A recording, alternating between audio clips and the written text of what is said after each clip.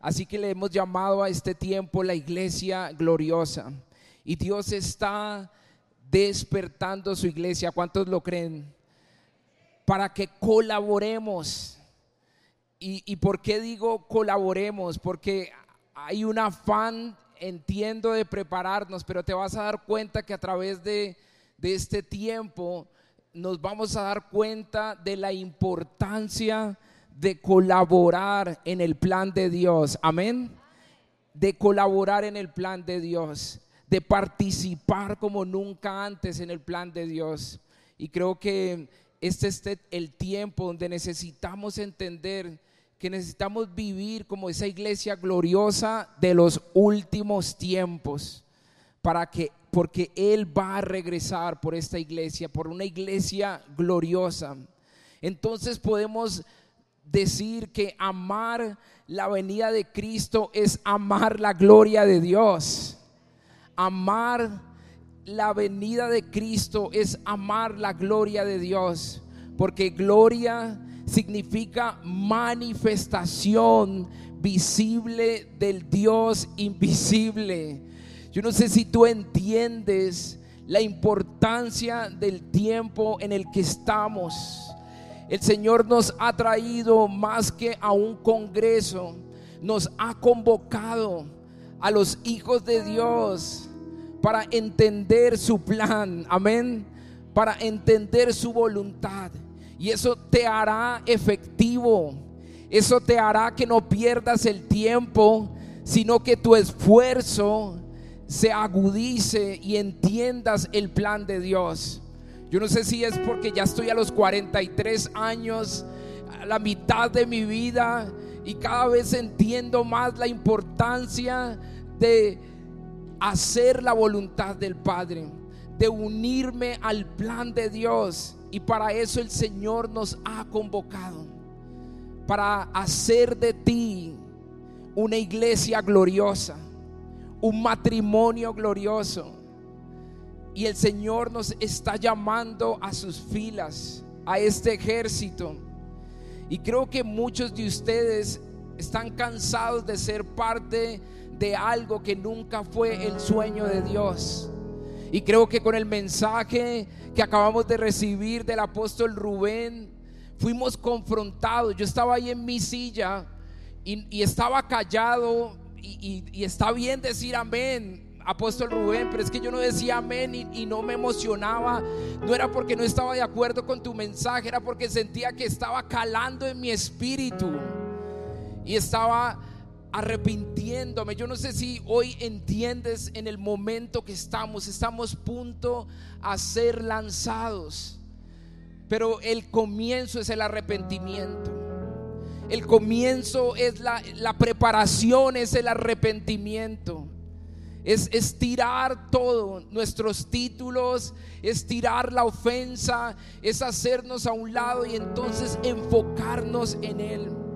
Por eso es urgente, extremadamente urgente, que podamos entender lo que el Señor nos está hablando en este tiempo. Él está ordenando, Él está enderezando nuestros caminos, amén, para que los siguientes 30, 20, 40 años que te quedan en esta tierra sean efectivos en este tiempo, porque ya no podemos perder más el tiempo, porque ya no es la hora de estar dormidos, porque es necesario estar en el lugar correcto.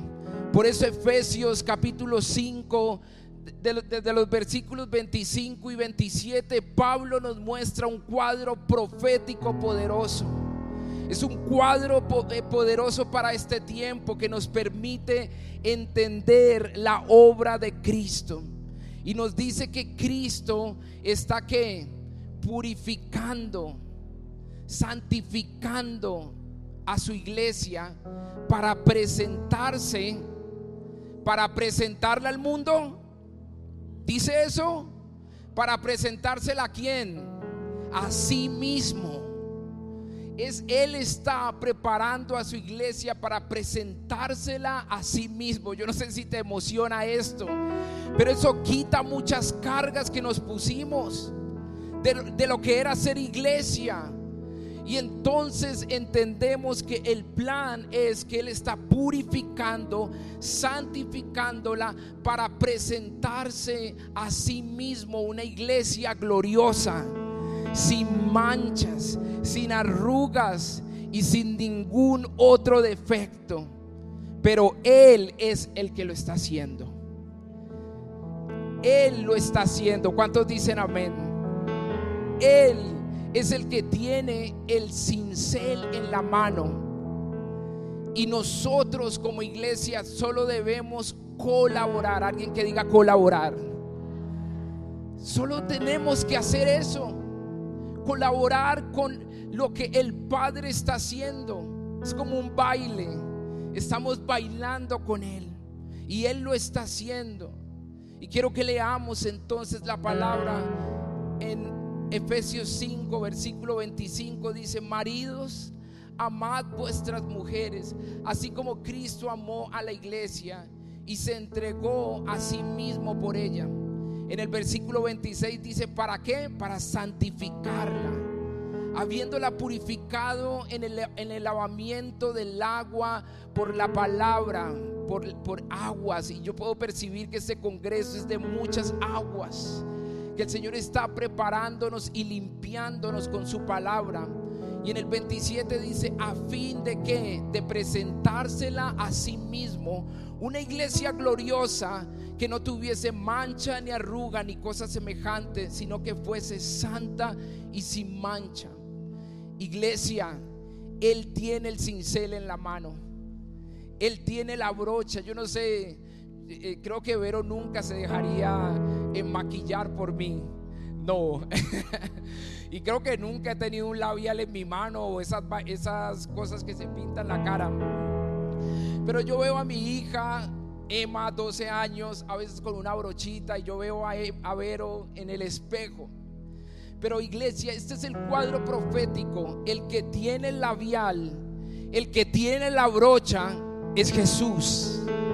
Es Jesús el que está embelleciendo. Y para los pastores y para los líderes que estamos aquí, que hemos creído que somos los que tenemos que hacer y tenemos que formar, yo creo que esto te quita la carga y te dice: yo estoy al control, yo lo estoy haciendo. Amén. Yo estoy haciendo una obra en tu casa, yo estoy haciendo una obra con tus hijos. Y solo tú y yo tenemos que pararnos y confiar lo que el Padre está haciendo. Él está embelleciendo su iglesia. Por eso es necesario dejar de hacer las cosas por Él y empezar a hacerlas con Él. Creo que ese es el cambio profético en el que estamos entrando. Una iglesia que por muchos años hacía cosas para Él, ahora vemos una iglesia que está haciendo las cosas con Él, colaborando en su plan, en esta hora en el que el Señor nos ha llamado. Y esta es la novia que el amado desea y por la que Él vendrá en su segunda venida. Por eso es vital entender que la misión, la intención nunca fue enamorarnos de la iglesia, enamorarnos de nosotros mismos. Y nuevamente digo, les voy a estar hablando, siendo muy sinceros, en la época que estoy, en el momento en el que estoy, pero cada vez más entiendo el propósito de la iglesia. Somos el cuerpo de Cristo. Y creo que en algún momento de nuestra vida empezamos a hablar de la iglesia, a mirar la iglesia, no con los ojos que el Padre la ve, sino que empezamos a enamorarnos de nosotros mismos. Pero la iglesia debe enfocarse nuevamente, y es amarlo a Él por encima de todo. Así es. Y en Mateo 16 hay un momento tan importante, y aquí está Jesús con sus discípulos, y Él le hace una pregunta a sus discípulos y les dice: ¿quiénes creen ustedes que soy yo? Y respondiendo Simón Pedro en el versículo 16 dice: tú eres el Cristo, el Hijo del Dios viviente. Entonces le respondió Jesús: bienaventurado eres, Simón, hijo de Jonás, porque no te lo reveló carne ni sangre, sino mi Padre que está en los cielos. Escucha, iglesia, esto. Y yo también te digo que tú eres Pedro, y sobre esta roca edificaré mi iglesia. ¿Quién tiene oídos para escuchar esto? Y las puertas del Hades no prevalecerán contra ella.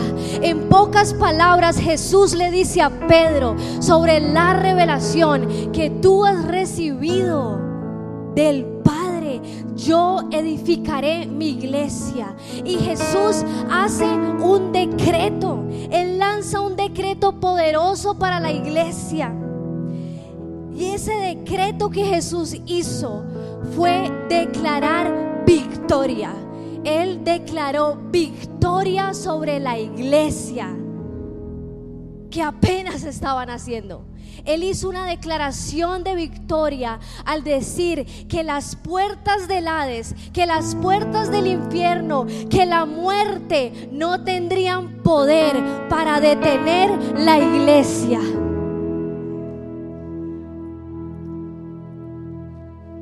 Por eso tenemos que tener presente que la iglesia es el diseño sagrado y divino de Jesús, del Padre. Jesús la fundó, Jesús le dio poder por medio del sacrificio de la cruz y la obra del Espíritu Santo. Él la puso en marcha y nos dejó un diseño para establecer la iglesia, que fueron los 5 ministerios, a fin de perfeccionarla para la obra del ministerio, para la edificación del cuerpo, hasta que todos lleguemos a la unidad de la fe y el conocimiento del Hijo de Dios. Di conmigo: la unidad de la fe y el conocimiento del Hijo de Dios. Adicional a esto, Jesús promete perfeccionar su iglesia para el regreso. Esa iglesia gloriosa que Él anhela encontrar en su regreso. Y en Efesios 5:25 dice que Jesús entregó su vida por la iglesia, como lo acabamos de leer, para santificarla, para purificarla por medio de su palabra. Y esa palabra gloriosa, la iglesia gloriosa en el griego es endoxos, que significa espléndido, noble.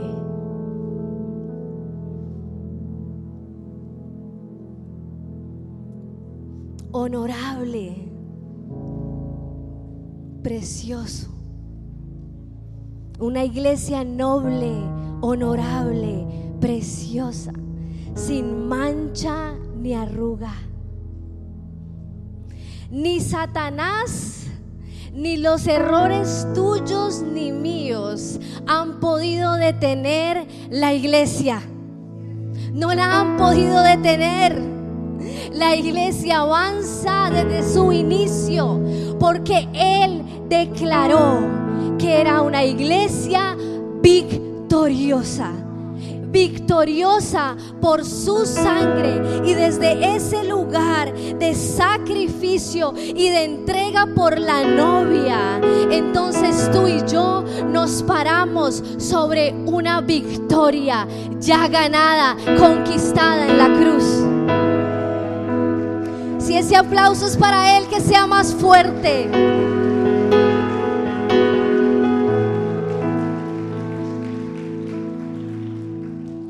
Y a medida que se acerca el día del regreso del Señor, Dios perfeccionará con más intensidad la obra que Él comenzó.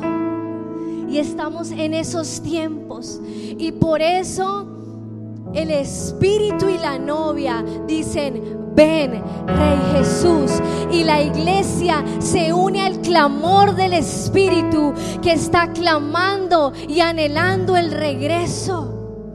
Por eso somos colaboradores con el plan de Dios. Y en Filipenses 1:6 dice: estando persuadido de esto, que Él comenzó en vosotros la buena obra, la perfeccionará hasta el día de Jesucristo. Si hay alguien comprometido con tu proceso, con el propósito y el destino entregado a tu vida, es Él. Él está más comprometido de lo que tú estás comprometido con ese proceso.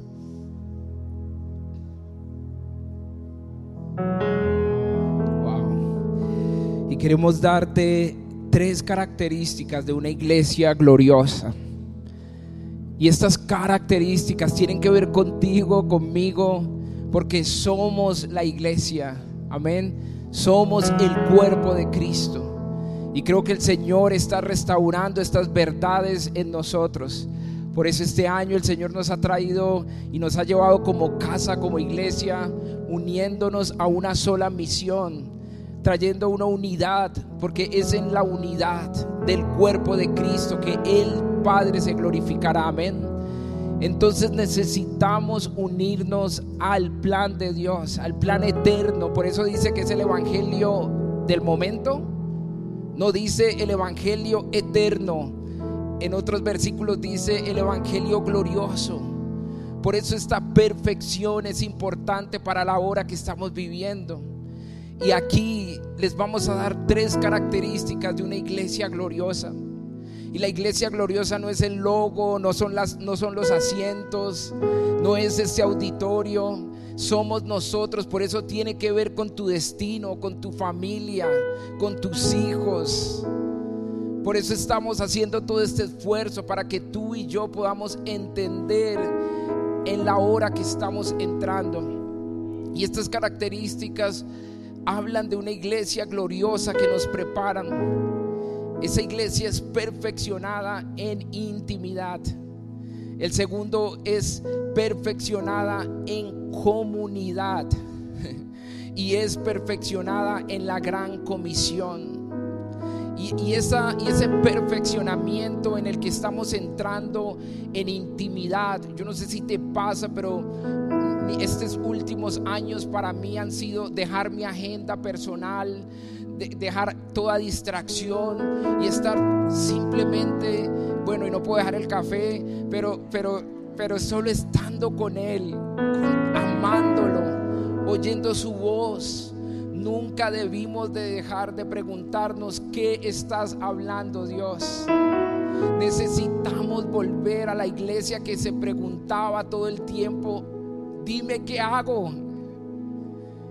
Pero nos subimos en nuestra creatividad, tal vez, y no estoy diciendo que está mal la creatividad, pero el éxito no viene por nuestra ingeniosa creatividad. El éxito vendrá en la capacidad que nosotros tengamos de oír su voz y de ser guiados por el Espíritu Santo. Y esa es la iglesia entonces que permanecerá firme en los últimos tiempos, porque estamos en estos tiempos de intensidad, de oscuridad.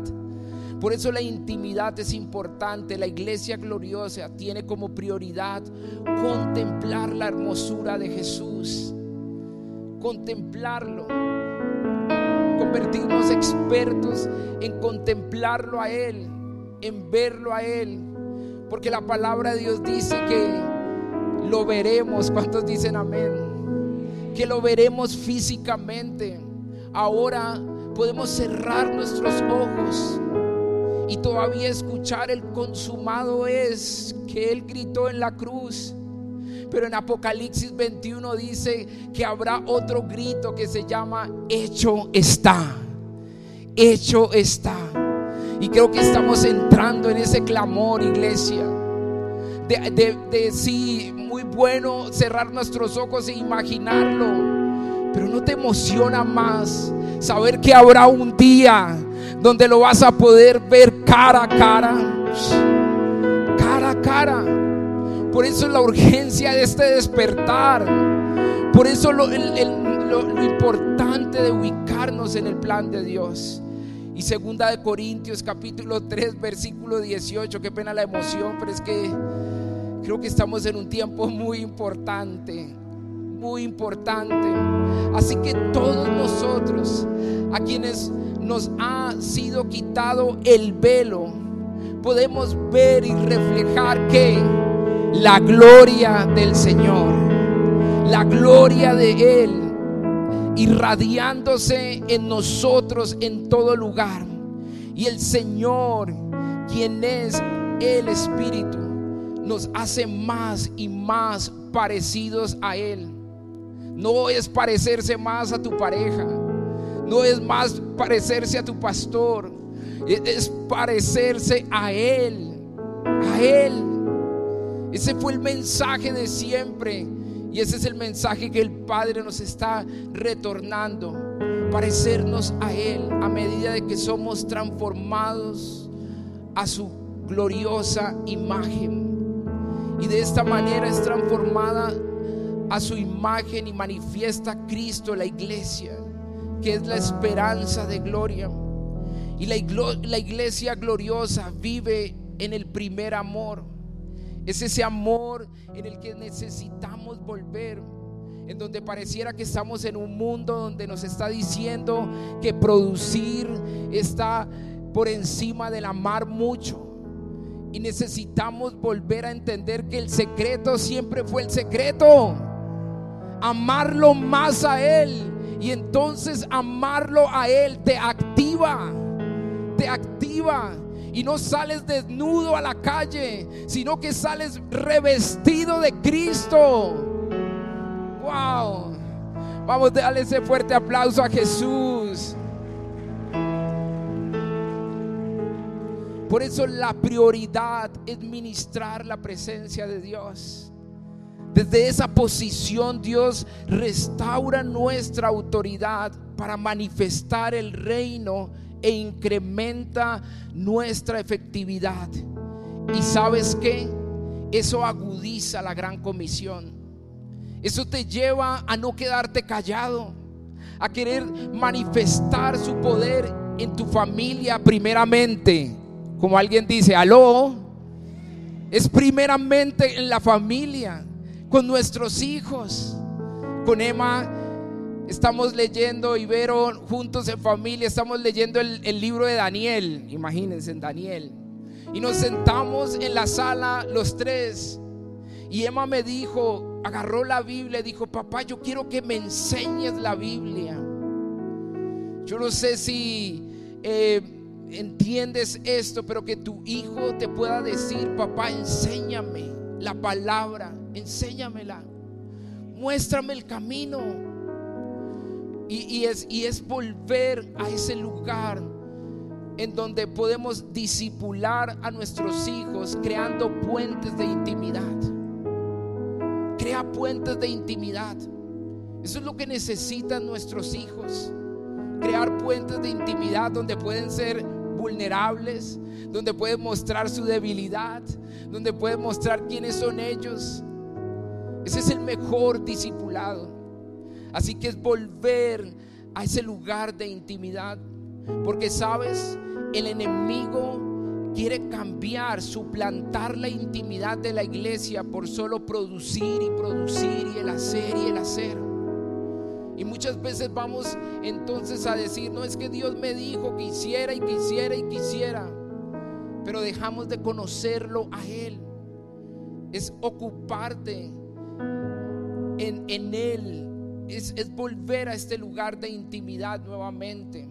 Y ahí somos efectivos, iglesia. Ahí somos inatrapables. ¿Cuántos dicen amén? Ahí somos inofendibles. Es en ese lugar en donde podemos ir abajo y rendirnos en todo y perdonar.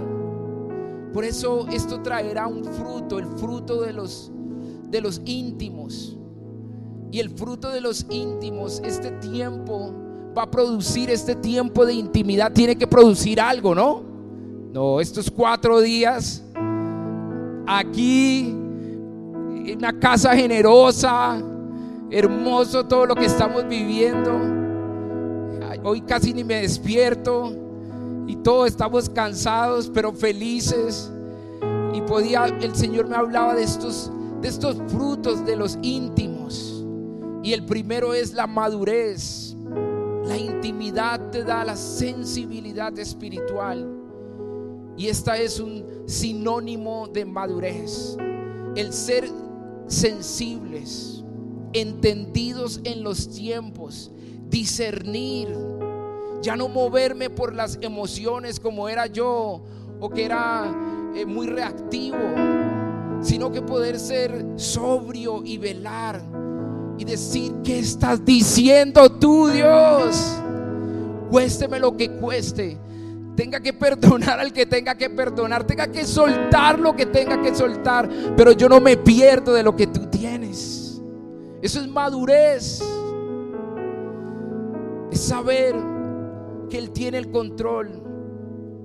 Por eso es importante volver a la esencia. La iglesia madura es una iglesia liviana, que haya descanso. La iglesia madura no es la que está llena de cargas y de eventos y de cosas y de cargas, sino que vuelves al lugar de intimidad. Mi agenda los últimos años en todo lo que hay que hacer, porque la gente dice: usted trabaja en una iglesia, no, allá no se hace nada. Ay, Dios mío. Pero sabes que en medio de la ocupación mi agenda cambió.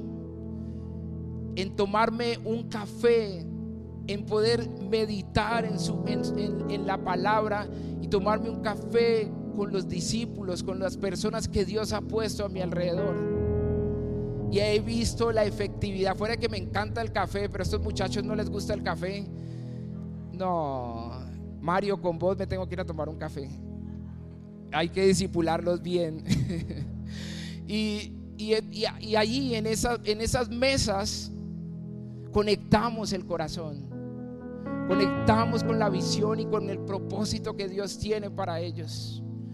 Por eso es importante ocupar nuestras manos en ayudar al otro, en servir al otro en este tiempo, porque creo que esa iglesia liviana, esa iglesia que haya descanso aún en medio de la tormenta, entiende quién está en la barca, quién es el que lleva el control de la barca.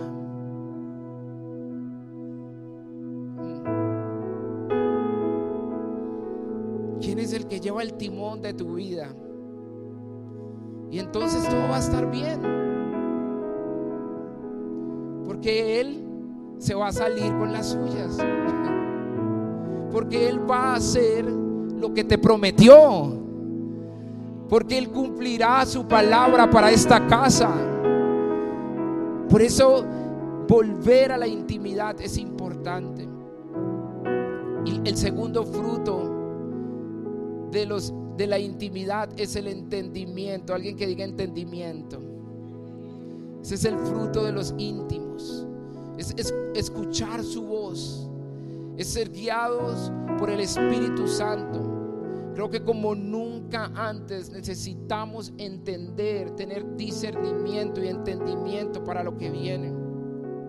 Cuando Dios enciende amor por algo, nos invita a sentarnos a la mesa para descubrir la profundidad de sus planes y las estrategias para poder saber cómo responder. Porque esa es otra cosa que la iglesia está entendiendo, que el llamado no es a reaccionar, sino a responder. Por eso la iglesia es la solución de los problemas de la sociedad. La iglesia tiene la respuesta y es Cristo. Por eso volvemos a este lugar de entendimiento. El amor madura en entendimiento y madura en acción. Como dijo el apóstol Rubén, lo voy a volver a decir. El amor madura en entendimiento. En entendimiento. Tu capacidad de entender los planes de Dios entonces te hará una persona más madura, firme en el propósito de Dios. Y esta maduración entonces nos lleva a la acción. Y el tercer fruto es la influencia. La iglesia vive la cultura yo lo veo así, de María de Betania, eligiendo la mejor parte. Esa es la verdadera influencia, elegir la mejor parte. Un adorador extremo no pasa desapercibido. Esta mujer no pasó desapercibida. Esta mujer, cuando quiebra el alabastro, el perfume, genera una transformación a su alrededor. Y algo que ha aprendido también es a entender la influencia y entender también que cuando hacemos cosas que otros no están haciendo, pueden venir ataques a tu vida. Pero es ahí donde entendemos nuestro lugar, en donde entendemos entonces a qué Dios nos ha llamado. Por eso un adorador extremo no pasa desapercibido. Yo era mucho de los que estaba siempre escondido. No, aquí estoy bien, estoy organizando el evento, déjenme organizar este congreso, déjenme inquietico. Pero el Señor me ha empujado hacia adelante, pero con amor, y me ha dicho: este es tu tiempo. Y hemos estado creciendo juntos como familia, pero hemos entendido la hora y el tiempo. Este no es tiempo de callarse. Este no es tiempo de estar escondidos y estar atrás. Este es tiempo de manifestar su gloria.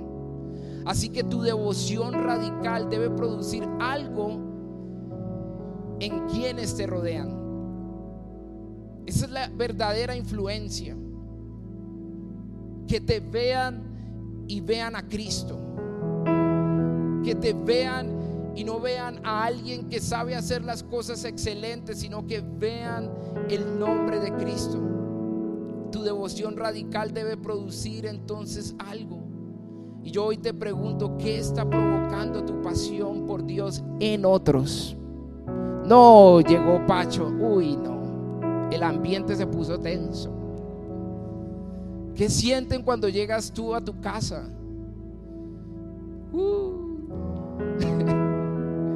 Porque tiene que provocar esa pasión en otros. Y María generó una tensión, una cierta tensión, ¿no? Yo me imagino ese momento, María quebrando el alabastro, la tensión que se sentía en ese lugar. Y dice: es que estás desperdiciando. Muchos todavía nos están diciendo que es un desperdicio orar mucho, que para qué ese cuarto de guerra. Es ahí donde somos fortalecidos. Es ahí donde estamos siendo direccionados en el propósito de Dios. Al hacer algo que nadie más estaba haciendo, hizo que ella provocara un cambio en el ambiente. Provocó cuestionamientos, juicio, señalamiento. Pero el que entiende quién es en Cristo, a qué ha sido llamado, entonces podrá continuar la misión y cumplir la misión a la que Dios le envió. Tu vida debe incomodar, y quiero terminar con esto para pasárselo a mi esposa. Tu vida debe incomodar a los religiosos, desafiar a los tibios, inspirar a los sedientos y atraer a los quebrantados.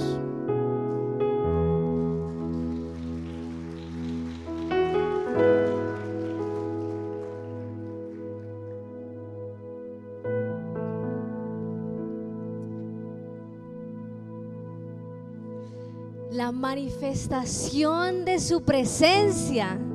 ¿Cuántos anhelamos ver la manifestación de la gloria de Dios en nuestra nación, en nuestra ciudad, en nuestra casa, con nuestros hijos? Estamos aquí reunidos en torno, expectantes a lo que el Señor está hablando, a su manifestación para este tiempo, para esta era en las naciones. Y vendrá el mayor derramamiento del Espíritu Santo. ¿Cuántos lo creen? Porque en los postreros días, ¿sí?, vendrá el Espíritu Santo, esa preparación de esa iglesia gloriosa. Viene con el poder, viene con la unción, viene con la obra, la manifestación de Dios a través de su Espíritu sobre todas las generaciones. Se va a manifestar un mover profético sin precedentes, porque Él está llamando a su iglesia a poner su oído atento a su voz. Y la oración de día y de noche traerá el cielo a la tierra. Di conmigo, la oración de día y de noche es ese incienso que trae el cielo a la tierra.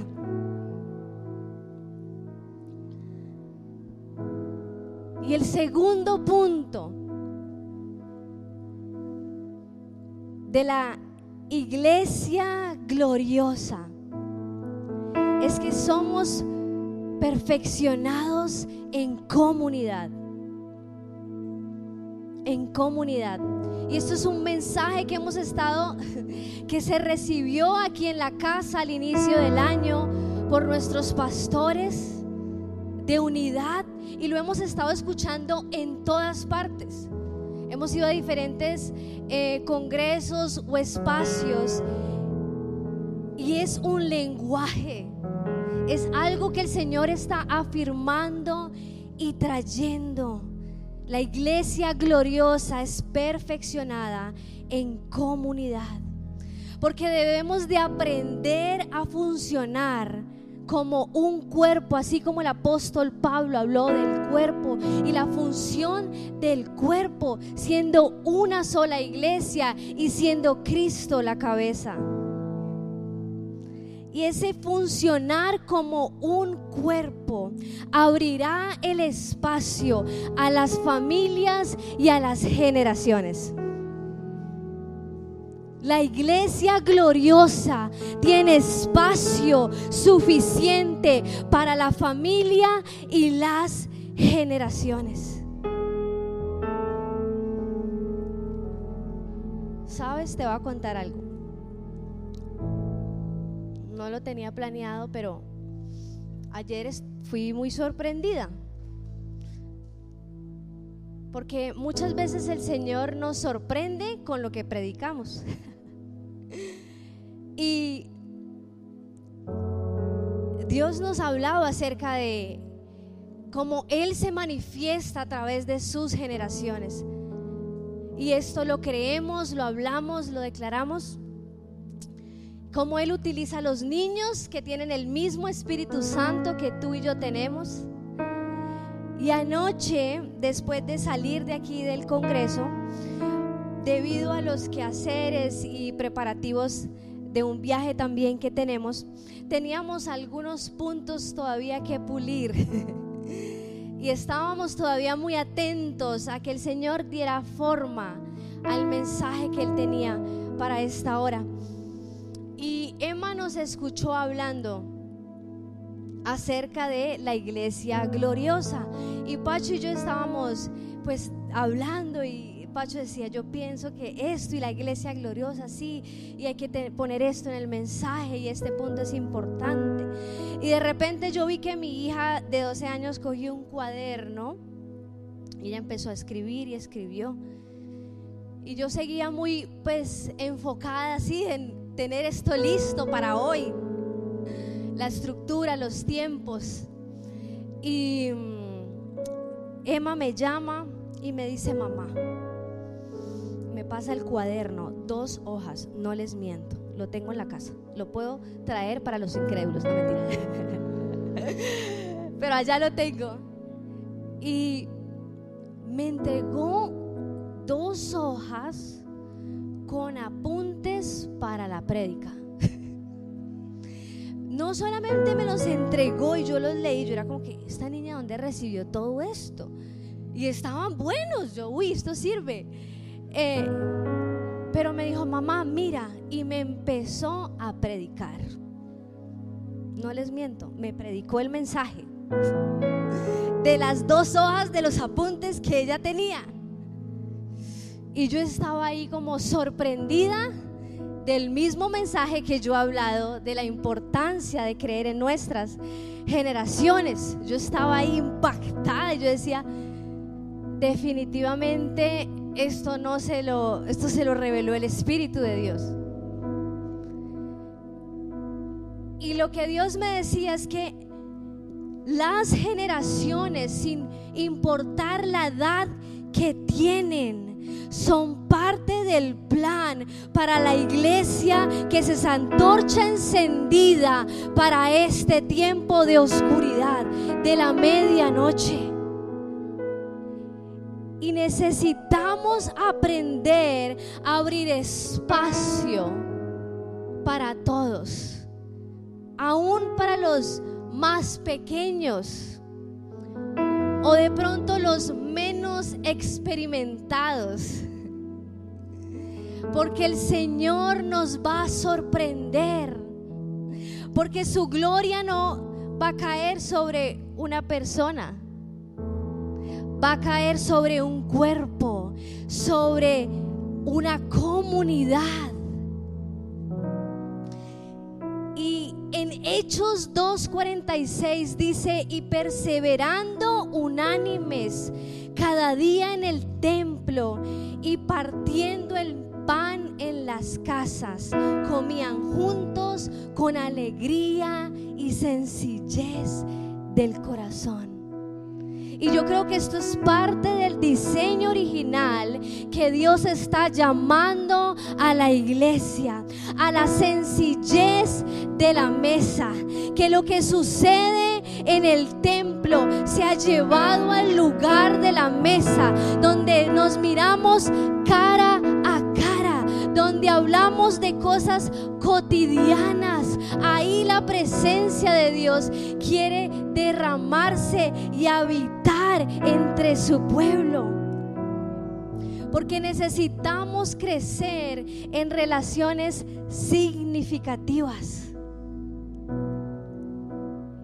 El cuerpo debe aprender a relacionarse por afuera del ámbito de la iglesia, porque hay veces funcionamos y nos relacionamos en torno a una agenda, en torno a unas tareas. Y yo sé que los pastores aquí entendemos este tema, porque tenemos una agenda, porque tenemos unas metas, ¿cierto? Pero es el tiempo de la mesa, el tiempo de partir el pan, de compartir unos con otros en la sencillez de la comunidad. Y en Filipenses 2, de 2 al 4, Pablo escribió esta carta desde la prisión a la iglesia en Filipos. Y a mí me encanta esta porción. Esta porción ha sido lema para nosotros en el ministerio. Y dice: entonces háganme verdaderamente feliz, dice Pablo, poniéndose de acuerdo de todo corazón entre ustedes, amándose unos a otros y trabajando juntos con un mismo pensamiento y un mismo propósito. Di conmigo: un mismo pensamiento y un mismo propósito. No sean egoístas, no traten de impresionar a nadie. Sean humildes, es decir, considerando a los demás como mejor que ustedes. Y cuando yo veo las generaciones y yo los veo con ese corazón de humildad, considerando a los más pequeños como mejor que yo mismo, entonces yo podré ver las generaciones con los ojos de Cristo, porque esos son los ojos de Cristo, que ve al más débil, que ve al menos capacitado, apto para la obra.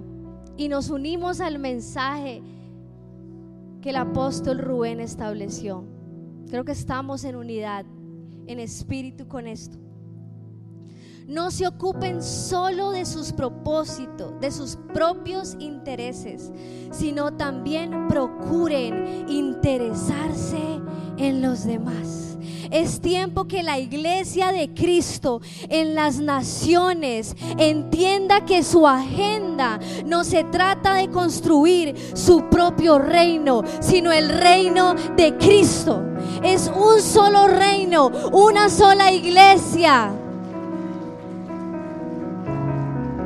Y nuestras agendas deben de reflejar esto.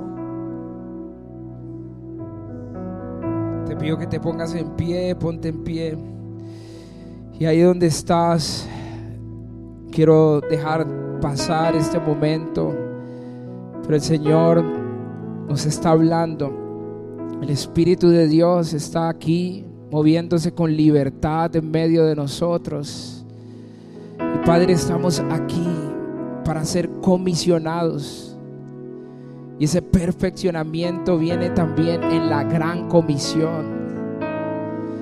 Y este cántico Maranata, que pareciera que está de moda, es parte de lo que siempre ha estado cantando el Padre sobre su iglesia. Maranata, anhela mi venida, anhelamos su venida, Maranata. Pero también hoy vamos a pedir Ekbalo. Ekbalo, heme aquí, envíame a mí. Vamos ahí donde estás, levanta tus manos y que tú puedas en esta mañana que ya estamos terminando. Yo sé que estamos pensando en el sancocho y en la comida, pero que no nos perdamos con lo que el Señor tiene para esta hora. Dile, envíame a mí. Vamos, dile, heme aquí, envíame a mí. Y creo que este es el entendimiento que el Señor está trayendo. En los últimos tiempos Él producirá un ekbalo que te impulsará e impulsará a la iglesia a la última ola de evangelización mundial para este tiempo. Y ahí con tus manos levantadas, yo sé que nos cansamos. Hoy vemos tu propósito y hoy vemos tu plan con claridad, Señor. Tú dijiste: rogad pues al Señor de la mies que envíe ¿qué? Obreros a su mies. Así que hoy oramos, Padre, por una impartición en nosotros, por la urgencia de predicar tu evangelio. Padre, hoy oramos, Señor, con el espíritu de Mateo 24, y será predicado este evangelio del reino en todo el mundo, para testimonio de todas las naciones, y entonces vendrá el fin. Y Padre, hoy nos posicionamos en el lugar correcto, Dios. Nos posicionamos y colaboramos con tu venida. Y hoy decimos: Maranata, vamos, dilo. Maranata, Maranata, Maranata. Y quiero que adoremos estos segundos, 8 minutos que nos queda. Quiero que adoremos y que podamos contemplar su hermosura y decir: Maranata.